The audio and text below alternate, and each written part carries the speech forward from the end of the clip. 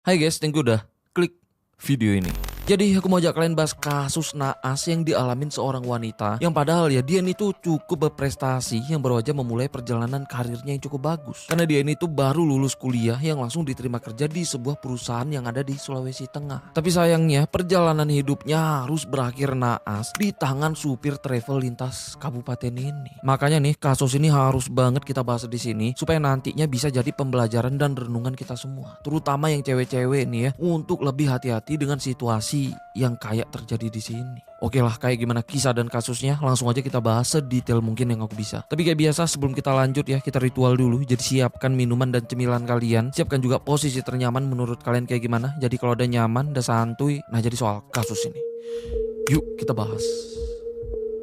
Jessica Solu yang dikenal dengan panggilan Cika, kelahiran tahun 2001 yang berasal dari Sulawesi Selatan. Yang mana awalnya ya Cika ini tinggal dengan orang tua dan keluarganya di Kecamatan Wara yang ada di Kota Palupu, Sulawesi Selatan. Sejak kecil Cika ini emang anak yang baik dan pintar. Karena setelah dia duduk di bangku SMA ya, Cika juga cukup berprestasi karena dia ini sering juara di kelasnya dan juga aktif ngikutin beberapa kegiatan di sekolahnya. Salah satunya jadi anggota Paskibraka. Karena di tahun 2018 lalu ya, dia ini pernah jadi salah satu siswa yang terpilih untuk jadi anggota Paskibraka yang dipercaya sebagai pembawa baki. Tapi prestasinya nggak sampai di situ aja. Karena di tahun 2019 setelah dia nih lulus SMA ya, Cika juga melanjutkan pendidikannya dengan berhasil lulus di jurusan Teknik Elektro di Universitas Tadulako yang ada di Kota Palu. Yang mana dia ini berhasil lulus di jurusan yang dikenal sulit karena Teknik Elektro emang membutuhkan perhitungan yang rumit. Tapi setelah menjadi mahasiswa Teknik Elektro, Cika juga itu masih terus berprestasi. Karena setelah menjalani kuliah beberapa semester ya, Cika pun mulai aktif sebagai asisten laboratorium jurusan Teknik Elektro di kampusnya. Karena saat itu Cika ini emang udah menguasai ilmu laboratorium elektro. Terus di tahun 2023 Cika pun akhirnya berhasil menyelesaikan kuliahnya dengan predikat kumlot alias predikat terbaik dengan nilai tertinggi. Pastinya ya ini pun jadi prestasi yang sangat membanggakan. Karena bisa menyelesaikan kuliah di jurusan Teknik Elektro aja nggak mudah, apalagi dia ini bisa lulus dengan predikat terbaik. Terus setelah lulus kuliah yang saat itu udah memasuki tahun 2024, Cika pun langsung melamar kerja yang langsung diterima jadi karyawan di PT Indonesia Morowali Industrian Park, yang mana ini perusahaan yang cukup besar yang bergerak di bidang pengolahan nikel, stainless steel, dan karbon steel yang berlokasi di Kabupaten Morowali, Sulawesi Tengah dengan jarak 11 jam perjalanan dari tempat Cika saat itu di Kota Palupu. Tapi jarak yang jauh nggak jadi hambatan karena ini ya Cika pun mulai merantau ke Kota Morowali dan mulai bekerja di sana dengan ngekos di wilayah Bahodopi yang ada di Kota Morowali. Selama kerja di sana, Cika pun dengan cepat dan mudah bisa beradaptasi dengan rekan-rekan kerjanya. Di samping itu ya Cika juga terkadang pulang ke rumah orang tuanya di Kota Palupu yang biasanya menggunakan jasa mobil travel tempat umnya kerja. Yang mana mobil travel yang biasanya digunakan itu jenis mobil pribadi, itu kayak Avanza dengan layanan antar jemput yang emang lebih praktis. Yang sebelumnya emang gak pernah ada masalah yang aneh-aneh. Nah tapi itu sebelumnya, sebelum kasus yang benar-benar naas pun akhirnya menimpa Cika ini. Jadi setelah 7 bulan Cika ini kerja dan merantau di Kabupaten Morowali, saat itu di awal November tahun 2024 ya, Cika ini dapat kabar duka dari keluarganya di Palupu yang ngabarin kalau neneknya tutup usia. Karena ini Cika pun langsung mengajukan permohonan cuti untuk pulang ke Palupu ngelihat neneknya. Yang mana dia balik ke Palupu ya itu menggunakan jasa mobil travel tadi yang dia pesan melalui omnya yang juga kebetulan kerja di travelnya. Kayak biasa Cika pun dijemput mobil travelnya dan berangkat ke Kota Palupu dengan menempuh 11 jam perjalanan yang juga dengan penumpang-penumpang lain di mobil yang sama.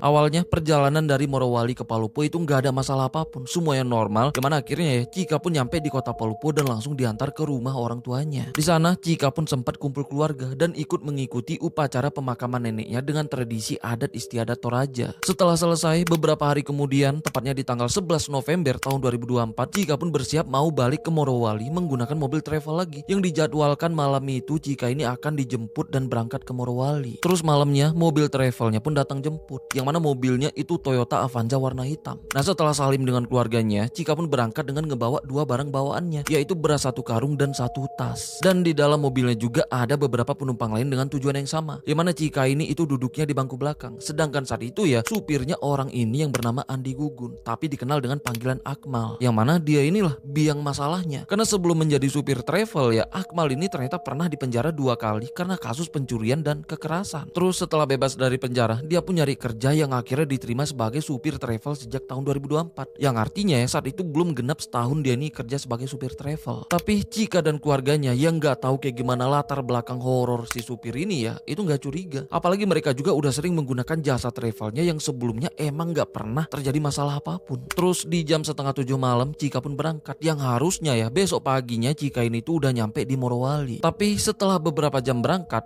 Akmal dengan pikiran kotornya ya itu mulai mikir kemana-mana pas ngeliat Chika yang sedang tertidur di bangku belakang. Karena ini di perjalanan pas baru nyampe di wilayah Taringge ya, dia pun ngeberhentiin mobilnya di depan rumah pamannya yang ada di pinggir jalan lintas buat minjem mobil pamannya dengan berbagai alasan. Tanpa curiga sama sekali, pamannya pun ngasih pinjem mobilnya yaitu Calya warna putih. Nah setelah itu ya Akmal pun bangunin Chika yang sedang tidur buat pindah ke mobil Calya. Karena ini dengan keadaan yang belum sepenuhnya sadar ya, Chika pun nurut dan pindah ke mobil Calya. Sedangkan Akmal itu langsung ngebantuin ngangkat barang-barangnya juga buat dipindahin ke mobil Calya. Sedangkan penumpang lain itu tetap di mobil Avanza dan melanjutkan perjalanannya dengan supir cadangannya Akmal ini yang juga langsung menuju ke Morowali. Sedangkan Akmal juga berangkat menggunakan mobil Calya yang cuman berdua dengan Chika yang duduk di kursi belakang. Nah terus gak lama kemudian ya, Chika yang udah bener-bener sadar sempat curiga dan takut karena cuman dia penumpang yang dipindahin ke mobil itu. Apalagi situasinya di dalam mobil itu cuman ada dia dan Akmal yang sebagai supirnya. Tapi biarpun udah cemas, Chika pun tetap berusaha positive thinking yang akhirnya ya dia pun lanjut tidur lagi. Sedangkan Akmal dengan pikirannya yang makin menjadi-jadi nih ya, tiba-tiba membangunkan Chika dengan manggil. Nah setelah bangun, Akmal pun tiba-tiba nawarin uang 200.000 buat menggoda dan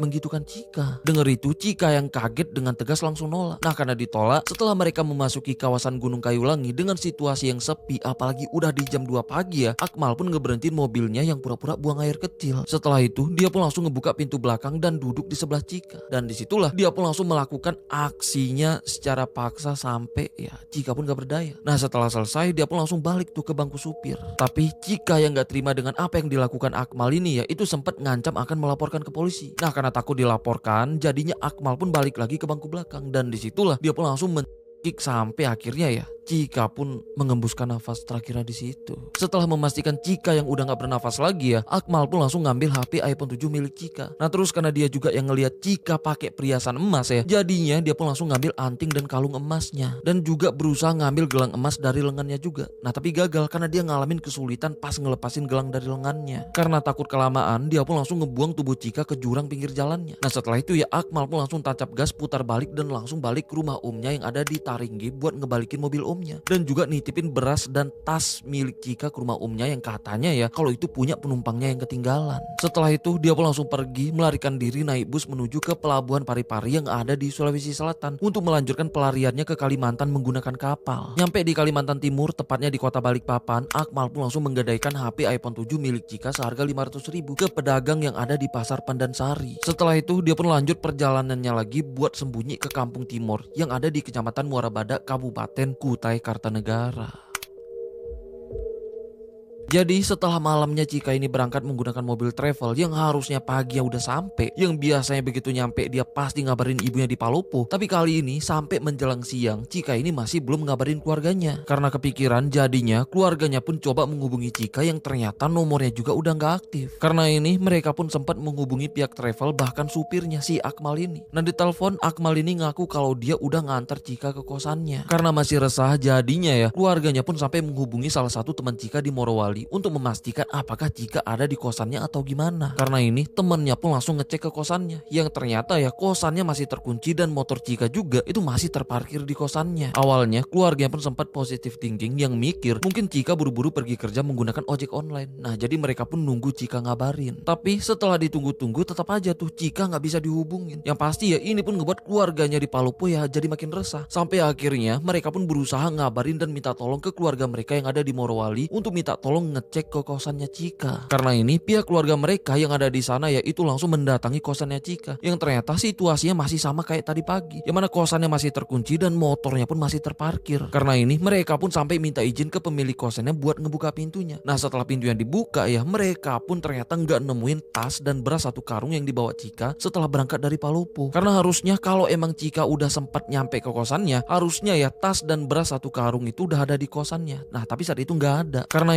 karena keluarga di Palupo yang makin resah ya, ternyata Chika yang sama sekali belum pernah nyampe ke kosannya. Jadinya ya mereka pun langsung menghubungi Akmal lagi yang sebagai supir travelnya. Yang ternyata saat itu nomor Akmal juga udah nggak bisa dihubungin. Sampai pihak travelnya juga ngaku nggak tahu di mana keberadaan Akmal ini. Nah karena ini barulah keluarganya di Palupo pun ya itu mulai curiga dengan Akmal. Sedangkan di sisi lain besoknya di tanggal 13 November tepatnya di jam 7 pagi, para pekerja proyek pelebaran jalan di Trans Sulawesi tepatnya di wilayah Mangkutana itu dikagetkan dengan temuan tubuh wanita di dalam jurang pinggir jalan. Karena ini situasi di sana pun sampai heboh, dipenuhi para warga yang shock dan penasaran. Nah terus setelah temuan ini dilaporkan ke pihak kepolisian di sana ya, tubuh wanita itu pun langsung dievakuasi dilarikan ke RSUD Ilagaligo yang ada di wilayah Wotu, Kabupaten Luwu Timur. Setelah itu polisi pun langsung menyelidiki identitasnya dan mengumumkan ciri-cirinya, yang mana ciri-cirinya berkulit putih, berbadan gemuk, tinggi sekitar 162 cm, berambut lurus dan pirang, dan mengenakan kaos warna hitam dan celana kain warna hitam. Terus singkat cerita, setelah identitasnya berhasil teridentifikasi yang ternyata wanita itu bernama Jessica Solu yang merupakan warga Palupo, jadinya ya pihak polisi pun langsung berusaha menghubungi pihak keluarganya di Palupo soal temuan ini. Sedangkan keluarganya yang saat itu sedang resah akibat hilangnya Chika ini ya pastinya kaget bahkan histeris setelah menerima kabar ini. Yang mana saat itu juga ya keluarganya terutama ibunya itu langsung mendatangi RSUD-nya. Terus karena saat itu barang berharga milik Chika yang hilang yaitu kayak HP, bahkan beberapa perhiasan yang dia gunakan juga hilang, cuman tersisa gelang emasnya aja ya. Jadinya saat itu pihak keluarga pun curiga kalau Chika dirampok saat perjalanan menuju Morowali lalu. Karena ini pihak kepolisian pun langsung melakukan penyidikan dengan melacak sinyal HP Chika. Yang ternyata saat itu ya lokasi HP-nya itu udah berada di Kalimantan, tepatnya di pinggiran kota Balikpapan. Karena ini pihak kepolisian di Polda Sulawesi Selatan yang menangani kasus ini ya itu langsung melakukan koordinasi dengan pihak kepolisian di Polda Kalimantan Timur untuk melacak lokasi keberadaan HP Chika yang ada di sana. Setelah ditelusuri ternyata saat itu ya HP-nya ada di tangan seorang pedagang yang ada di Pasar Pandansari yang ngaku HP itu digadaikan seseorang, ya si Akmal. Karena ini berkat bantuan informasi yang ditemukan ya, yang ternyata Akmal saat itu sedang ngontrak di sebuah rumah yang ada di Desa Badak Baru, Kecamatan Muara Badak yang udah masuk di Kabupaten Kutai Kartanegara Kalimantan Timur. Jadinya polisi pun langsung melakukan penyisiran ke sana dan malam harinya ya akhirnya Akmal pun berhasil ditemukan yang langsung ditangkap di rumah kontrakannya. Karena ini Akmal pun langsung dikirim ke Polda Sulawesi Selatan untuk diperiksa lebih lanjut. Nah di sana ya karena udah nggak berdaya akhirnya dia pun mulai mengakui dan menceritakan semuanya. Yang tega melakukan itu semua karena tergoda ngelihat Chika terutama saat sedang tertidur. Karena ini untuk mempertanggungjawabkan dengan apa yang udah dia lakukan ya, Akmal pun itu terancam hukuman yang cukup berat yaitu hukuman matoy atau penjara seumur hidup. Yang ingat karena dia juga yang berstatus sebagai residivis kambuhan yang harusnya ya menjadi pertimbangan hakim juga untuk menjatuhkan hukumannya nanti. Tapi itu pun masih terancam karena sampai sekarang aku masih belum nemu soal informasi vonis hukumannya. Ya semoga orang ini dihukum seberat-beratnya ya supaya nantinya di kedepannya nggak ada korban lagi